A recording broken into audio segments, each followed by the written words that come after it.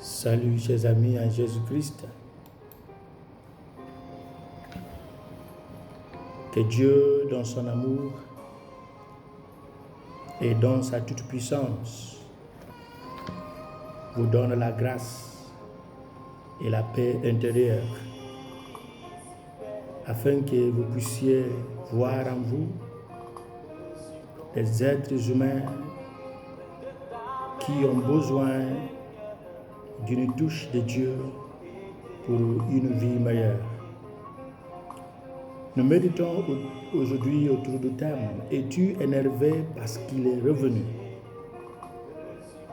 Es-tu énervé parce qu'il est revenu? Dans son habitude, l'Église nous propose 3 lectures tirées du livre de l'Exode, chapitre 32, versets 7 à 11, 13 à 14. La première lettre de Saint Paul à Timothée, chapitre 1, verset 12 à 17. Et l'Évangile selon Saint Luc au chapitre 15, verset 1 à 32. Es-tu énervé parce qu'il est revenu? Et bien qu'il soit essentiel de parler du caractère du fils prodigue, fils égaré, ce qui m'intéresse aujourd'hui, c'est notre statut décoré et démontré par l'image du fils aîné qui est resté à la maison. La question centrale est celle-ci. Est-ce que nos frères et sœurs perdus, égarés nous manquent? Parce que s'il n'y a pas de manque, il n'y aura pas de possibilité de prier pour leur retour. Pourquoi sommes-nous encore au service de l'Église ou de notre patron? Est-ce que parce que nous n'avons pas eu le courage de nous égarer ou parce que nous aimons notre Père et nous aimons rester à son service? Les personnages principaux de lecture d'aujourd'hui nous aident à mieux comprendre et mieux décoder le message que l'Église veut communiquer. Et par-dessus tout, nous voyons Dieu au centre. Il est aussi humainement représenté par les personnages suivants: Moïse, le berger qui a perdu ses brebis ou sa brebis, la femme qui a perdu sa pièce d'argent et le père du fils prodigue. Opposé à ce personnage, nous voyons les pharisiens, les docteurs de la loi, ainsi que le fils aîné du fils prodigue. Et on nous demande, dans quel camp sommes-nous? Dans la Bible et dans le passé comme dans nos jours ou de nos jours, il y a beaucoup de croyants qui souhaitent que Dieu n'accepte pas de péchés revenus ou repentis. De plus, ils remettent en question la miséricorde de Dieu en lui imposant bien sûr par leur raisonnement des règles concernant qui il doit pardonner ou non. Tandis que Dieu attend le retour de ses enfants perdus, ces croyants, ces fidèles pensent à l'héritage qu'ils vont posséder et aux espaces vides qui se couperont seuls parce qu'il y a beaucoup qui sont perdus.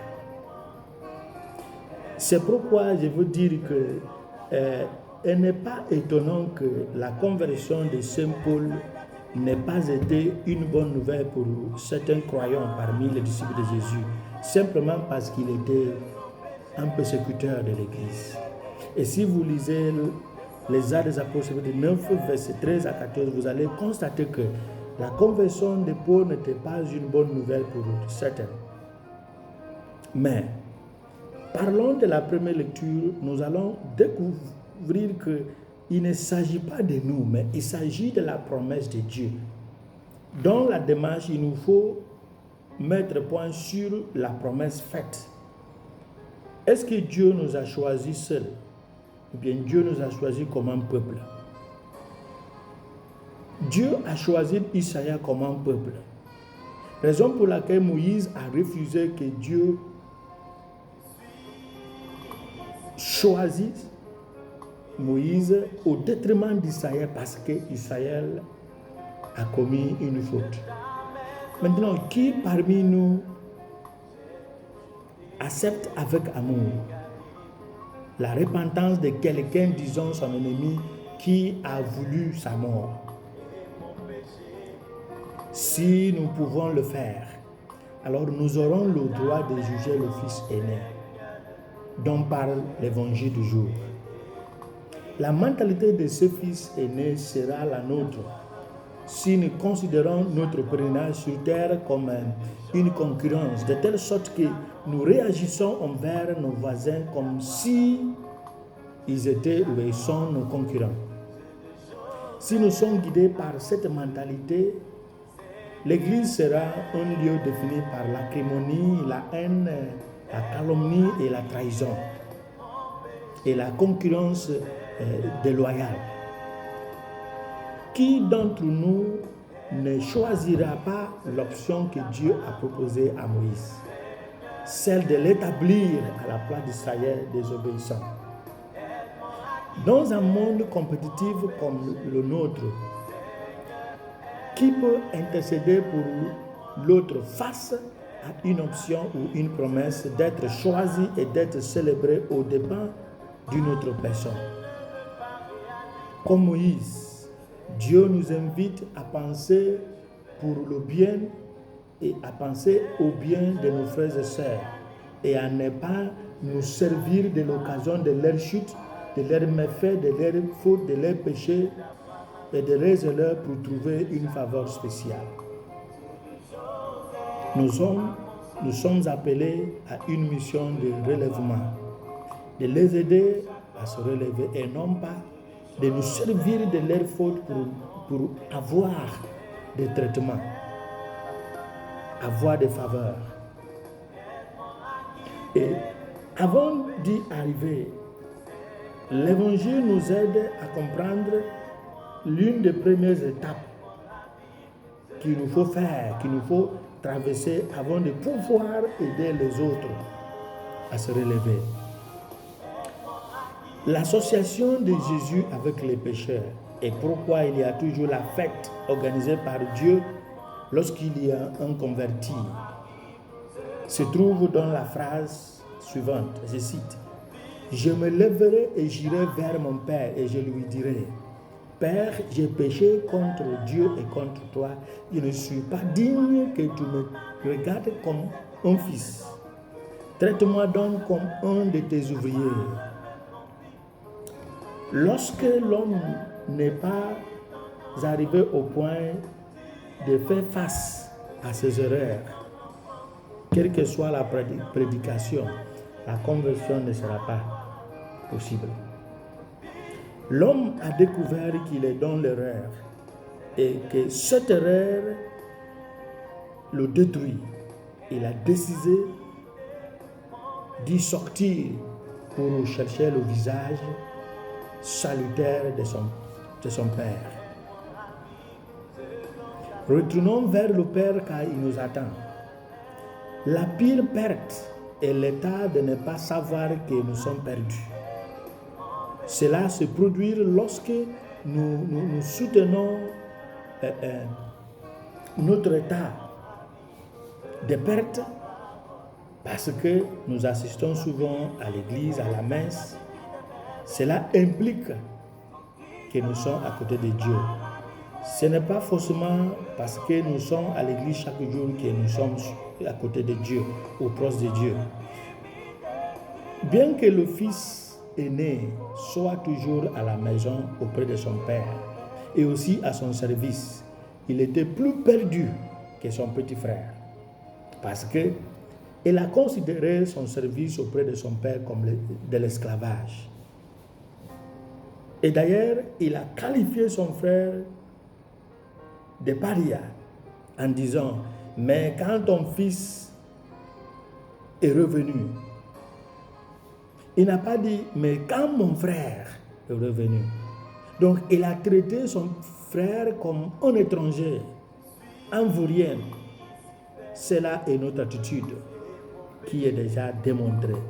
Dans un monde de concurrence, dans une église de concurrence, dans une famille de concurrence, chacun souhaitera la chute de son frère, ou de sa soeur, de son voisin pour pouvoir avancer.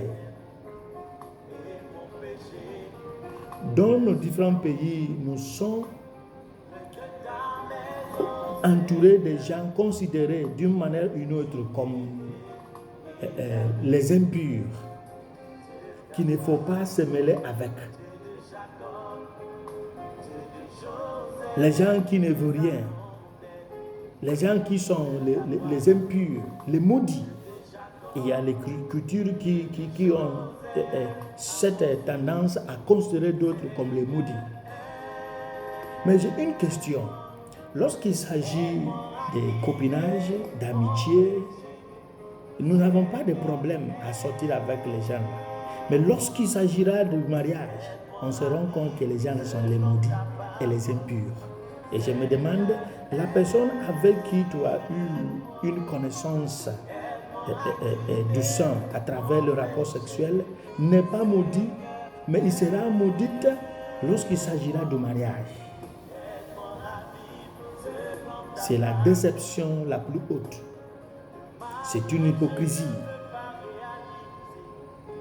Venez et approchons-nous du trône de Dieu et il nous accueillera pour que nous puissions aider les égarés à se convertir pour que la grande fête commence. Si nous aimons nos frères et sœurs perdus, mais qui se retrouvent, il nous faut participer à la fête que Dieu organise. Notre course du royaume n'est pas une concurrence. Elle n'est pas un concours. Nous sommes appelés ensemble, raison pour laquelle il nous faut prier pour le retour de nos frères et sœurs égarés. Est-ce que vous êtes toujours fâchés? Est-ce que vous êtes toujours énervés parce que les gens que vous avez considérés comme maudits, comme perdus, comme condamnés, se sont convertis? Quel personnage représente ton état de vie actuel? La femme qui a retrouvé sa pièce d'argent, le père du fils égaré, ou Moïse, ou Dieu miséricordieux, ou bien vous représentez les scribes et les docteurs de la loi, ou vous représentez le fils aîné. Chacun a son choix à faire selon sa façon de traiter cette chose dont nous parlons. Le retour de nos frères et sœurs. Mais il faut savoir que même si on est à côté de Dieu, il faut aussi un retour. Un retour qui nous fera comprendre qu'on avait commencé ensemble.